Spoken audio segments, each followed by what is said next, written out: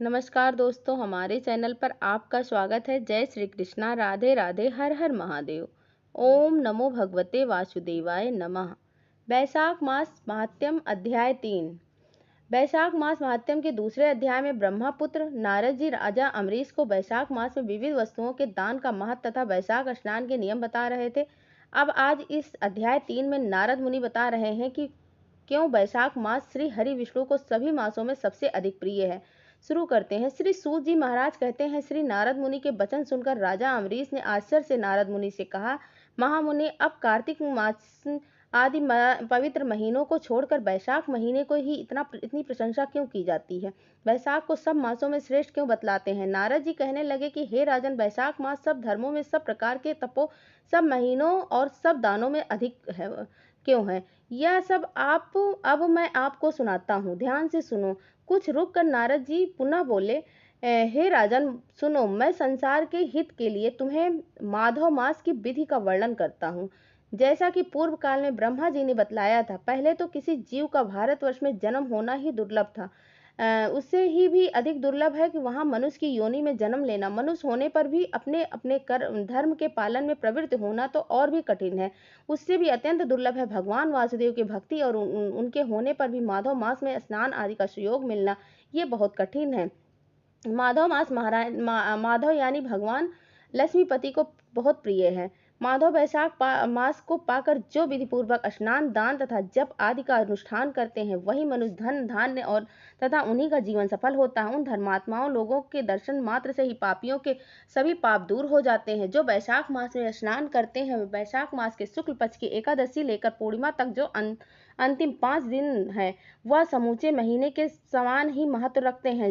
हे राजेन, जिन लोगों ने वैशाख मास में विभिन्न नियमों द्वारा मधु दैत्य के मारने वाले भगवान लक्ष्मीपति का पूजन कर लिया, उन्होंने अपना जीवन सफल कर लिया है। भला कौन सी ऐसी अत्यंत दुर्लभ वस्तु है जो वैशाख के स्नान तथा विधि पूर्वक भगवान के पूजन से प्राप्त नहीं होती? जिन्होंने दान, होम, जप, तीर्थ में यज्ञ तथा संपूर्ण पापों का नाश करने वाले भगवान श्री नारायण का ध्यान नहीं किया, उन मनुष्यों को जन्म इस संसार में व्यर्थ समझा जाता है। जो धन के रहते हुए भी कंजूसी करते हैं, दान आदि नहीं करते हैं, दान आदि के लिए बिना ही वो मर जाते हैं, उनका धन व्यर्थ है। हे राजन, उत्तम कुल में जन्म, अच्छी मृत्यु, श्रेष्ठ भोग, सुख, दान करने से प्रसन्नता, उदारता तथा धैर्य, यह सब कुछ भगवान श्री विष्णु की कृपा से ही प्राप्त होते हैं। भगवान नारायण की कृपा से ही मनोवांछित विधियां प्राप्त हो जाती हैं। जो कार्तिक में, माघ में तथा श्री माधव को प्रिय लगने वाले वैशाख में स्नान करके भगवान लक्ष्मीपति की विशेष विधि से साथ भक्ति पूर्वक पूजा करते हैं और अपनी शक्ति के अनुसार दान करते हैं, वो मनुष्य इस लोक को सुख भोग कर अंत में श्री हरि को प्राप्त हो जाते हैं। हे राजन, जैसे सूर्य उदय होने पर अंधेरा खत्म हो जाता है, उसी प्रकार वैशाख मास में प्रातः स्नान करने से अनेक जन्मों के पाप नष्ट हो जाते हैं। और यह बात ब्रह्मा जी ने मुझे बताई है थी। भगवान श्री विष्णु ने माधव मास की महिमा का विशेष प्रचार किया है। वैशाख महीने आने पर मनुष्यों को गंगा, नर्मदा, यमुना अथवा सरस्वती में सूर्योदय से पहले स्नान करके भगवान मुकुंद की पूजा करनी चाहिए। इससे तपस्या करने वाले जितना फल मिलता है, साथ ही अच्छे स्वर्ग की प्राप्ति होती है। राजन, देवाधिदेव लक्ष्मीपति पापों का नाश करने वाले हैं। उन्हें नमस्कार करके चैत्र की पूर्णिमा का वैशाख का स्नान व्रत का आरंभ करना चाहिए। इसीलिए व्रत लेने वाला शक्ति के अनुसार कुछ दान अवश्य दे दे, भोजन करे, भूमि पर सोए, ब्रह्मचर्य व्रत का पालन करे, स्थिर रहे और हृदय में हमेशा भगवान श्री नारायण का ध्यान करे। इस प्रकार नियम से रहकर वैशाख की पूर्णिमा आए उस दिन मधु यानी शहद तथा तेल आदि का दान करे, श्रेष्ठ ब्राह्मणों को भक्ति पूर्वक भोजन कराए, उन्हें दक्षिणा सहित गाय का दान करे। तब वैशाख स्नान के व्रत में जो कुछ भी गलती हुई हो, उसकी माफी के लिए ब्राह्मणों से प्रार्थना करें। हे राजन, जिस प्रकार लक्ष्मी जी जगदीश और माधव के प्रिया हैं, उसी प्रकार माधव मास भी भगवान मधुसूदन को बहुत प्रिय है। इस तरह नियमों का पालन करते हुए 12 वर्षों तक वैशाख स्नान करके अंत में भगवान मधुसूदन की प्रसन्नता के लिए अपनी शक्ति के अनुसार व्रत का उद्यापन करे।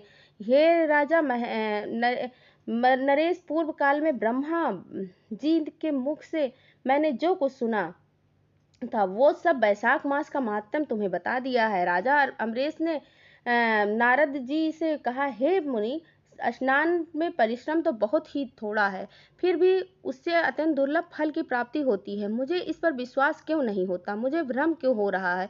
राजा अम्बरीश की बात सुनकर नारद जी ने कहा, राजन, तुम्हारा संदेह ठीक है। थोड़े से परिश्रम के द्वारा महान फल की प्राप्ति असंभव सी है, पर फिर भी इस पर विश्वास करो, क्योंकि यह ब्रह्मा जी की बताई हुई बात है। धर्म की गति सूक्ष्म होती है, उसे समझाने में बड़े बड़े पुरुषों को भी कठिनाई होती है। श्री हरि की शक्तियां समझना कठिन है, उनकी रचनाओं से विद्वानों को भी मोह हो जाता है। विश्वामित्र आदि क्षत्रिय थे, किंतु धर्म का अधिक अनुष्ठान करने के कारण वह ब्रह्म तत्व को प्राप्त हो गए। धर्म की गति अत्यंत ही सूक्ष्म है। हे राजन, तुमने सुना होगा, आज अपनी धर्म पत्नी को परित्याग करके सदा पाप के मार्ग पर ही चलता था, पर मृत्यु के समय अपने केवल पुत्र के स्नेहवश नारायण कह के पुकारा। पुत्र का चिंतन करके नारायण का नाम लिया, इतने में ही उसको अत्यंत दुर्लभ पद की प्राप्ति हुई। जैसे बिना इच्छा के ही अगर आग को स्पर्श किया जाए वो शरीर को जलाती है, उसी तरह किसी भी नियमित से यदि श्री गोविंद का उच्चारण किया जाए तो वह पाप राशि को भस्म कर डालने वाला ही होता है। जीव विचित्र है, जीवों की भावनाओं विचित्र है, कर्म विचित्र है तथा कर्मों की शक्तियां विचित्र हैं।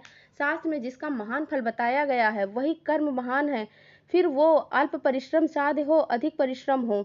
साथ ही छोटी सी वस्तु से बड़ी वस्तु का नाश होता देखा जाता है। जरा सी चिंगारी से बड़े बड़े जंगल स्वाहा हो जाते हैं। जो श्री कृष्ण के भक्त हैं उनके अनजाने में किए हुए हजारों हत्यारों से मुक्ति, भयंकर पातक तथा चोरी आदि पाप भी नष्ट हो जाते हैं। वीर जिसके हृदय में भगवान श्री विष्णु की भक्ति होती है, वो विद्वान पुरुष यदि थोड़ा सा भी पुण्य कार्य करते हैं तो वो कार्य अच्छे फल देने वाला होता है। अतः माधव मास में भगवान माधव की भक्ति पूर्वक आराधना करके मनुष्य अपना मनवांछित कामनाओं को प्राप्त कर लेता है। इस विषय में संदेह नहीं होना चाहिए। हे राजन, भाव तथा भक्ति दोनों ही अधिकता से फल से अधिक होती है। धर्म की गति सूक्ष्म है, वो कई प्रकारों से की जानी चाहिए। जो भाव से हीन है, जिसके हृदय में उत्तम भाव और भगवान की भक्ति नहीं है, वह अच्छे देश तथा काल में जाकर जीवन भर पवित्र गंगा जल में नहाता है और दान देता है रहे तो भी कभी शुद्ध नहीं हो सकता। ऐसा मेरा विचार है। अतः अपने हृदय कमल में शुद्ध भाव की स्थापना करके वैशाख मास में प्रातः स्नान करने वाला जो पुरुष भक्ति पूर्वक भगवान लक्ष्मीपति की पूजा करता है, उसके पुण्य का वर्णन करने की शक्ति मुझ में नहीं है। इसीलिए हे राजन, तुम वैशाख मास के फल के विषय में विश्वास करो।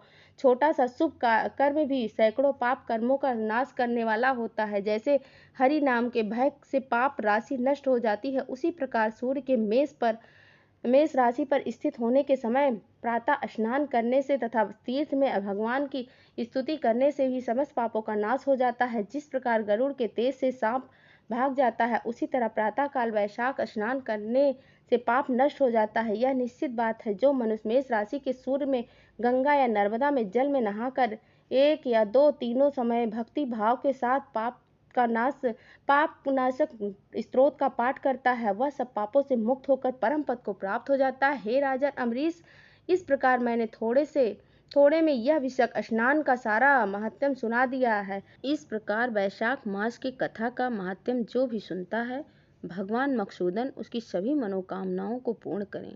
ओम नमो भगवते वासुदेवाय नमः।